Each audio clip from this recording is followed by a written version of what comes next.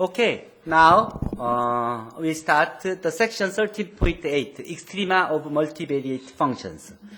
Okay, here's the definition of local and global maxima and minimum. Maximum and minimum. And local maximum and minimums are, and you know the definition of it. Here, this point can be considered as local, the minimum, isn't it? And also, it's the definition is the value of f at AB is small is if it is bigger than any point in the neighborhood of AB, then this point this point f of AB,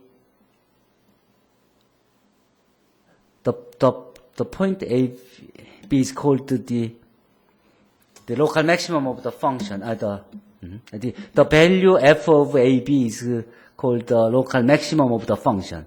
If this f of AB is smaller than any other values of in the domain of the function f in the neighborhood of AB, then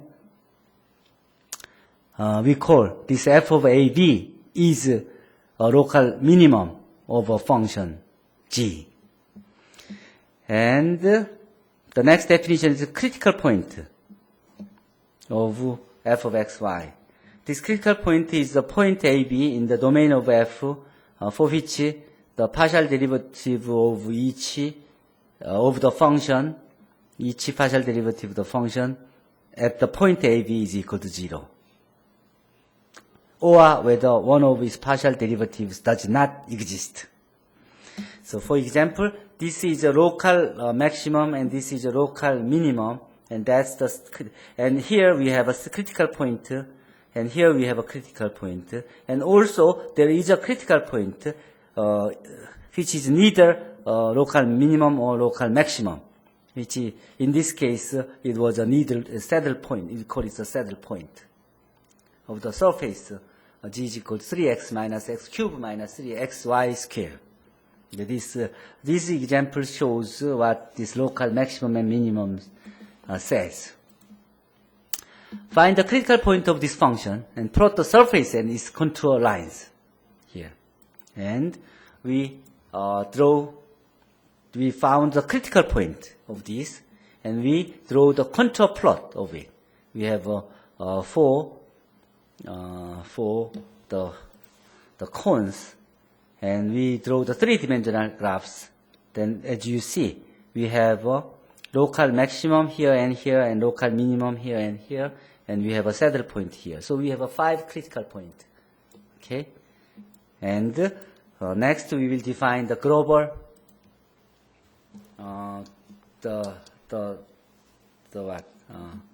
global maximum and minimum. Before that, we define the second derivative test. Okay. When you have a critical point, we like to know whether the point has the local maximum or local minimum or neither. Okay. This criteria gives us the answer. When we find this d, which is fxx times fyy minus fxy squared, if this d is positive and fxx is negative at the point AB, then f of xy has a local maximum at the point AB. If this is positive and fxx is positive, then f of xy has a local minimum. If this is negative, then f of xy does not have a local maximum or minimum. This point is called the saddle point. This can be abbreviated in this way. This D can be considered as a determinant of this 2x2 matrix. fxx, fxy, fyx, and fyy. Determinant of this gives us fxx times fxy minus fxy times fyx, like this. Okay?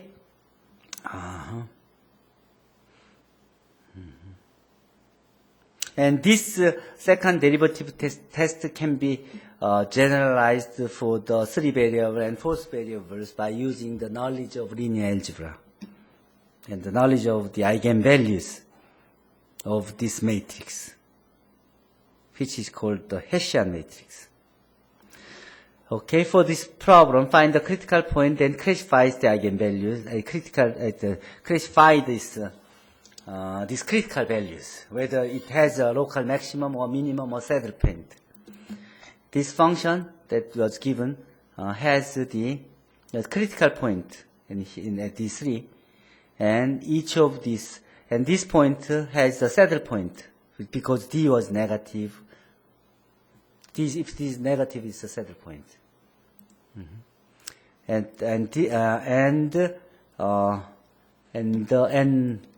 when at the point 1 and minus 1 and minus 1, it has D has positive values, and fxx is positive, so we have a local minimum. For this point, we have a local minimum at this point, and at the point 1, 1, and we found the second derivatives and this discriminant, which gives us this point 1, 1 has a local minimum because we have a positive numbers, a positive value 128, like this. So this shows what we are looking for by the code that we means. Okay.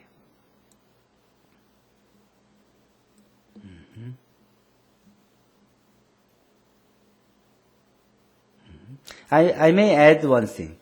You know, why the second derivative is negative, then it has a local maximum. This means the second derivative is decreasing. So the ratio of but that means its slope is positive direction, but it's still decreasing. So it goes up, but it's decreasing. So it should hit at the 0 and then keep going down. So that's why if we have a function with this nature, then this function f of xy should have a local maximum at that point. So now with the extra explanation, you understand why this is good and important. And also here, I made the code for those that shows the solutions and others. And here, find the local extrema value of these functions. And from here, this function, and also the next problem is find the local maximum and minimum of these functions. Okay, this can be examined in this, and so with the same code with the different functions, we can find it. We can check those the critical point and functions and the nature of those functions by just checking the given functions as is asked. All you have to do is just replace these functions to get the answer that you are looking for. Next, absolute maximum and minimum. Here, the definition says the f has absolute maximum at AB if f of AB is absolute maximum value. Right? If f of x or y is less than or equal to f of AB for all x, y in the domain of f, then we call f has absolute maximum at the point. F of AB is called the absolute maximum value. Same thing for the minimums. Procedure for finding the absolute maximum and minimum values on a closed bounded set. Then if f is continuous on the closed bounded set S, then find the all critical points first, and then find the maximum and minimum value of f on the boundaries of f. Then choose the largest one for the absolute maximum. Choose the least function value in 1 and 2, which gives us the absolute minimum. So, the example shows to find the absolute maximum and minimum of this, then find the critical point and boundary values point, then to find the function value on critical point and boundary point to compare it. Then it naturally gives us the absolute maximum of maximum value as a 16 plus 8 square root 2 at the point 2 root 2 and minus 2 times root 2, and the absolute minimum value as a minus 2 at the point minus 1 and 1. But here, the closed and bounded region can be defined in this way. These are closed sets. It can be used as a closed domain. These are the sets which are not closed. If we have one hole or many holes, or if it's an open set, then it is not a closed one. We already had the definition of closedness and openness. And extreme of implicit functions, and this has a star asterisk here, which we're gonna skip. But I have given you this the code, so you can check what it means when it has critical values and things. I think this is the ones that you're supposed to use. This is a code. If you give a function, then it gives you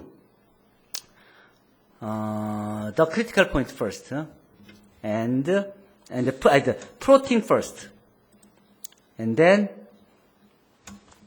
it gives you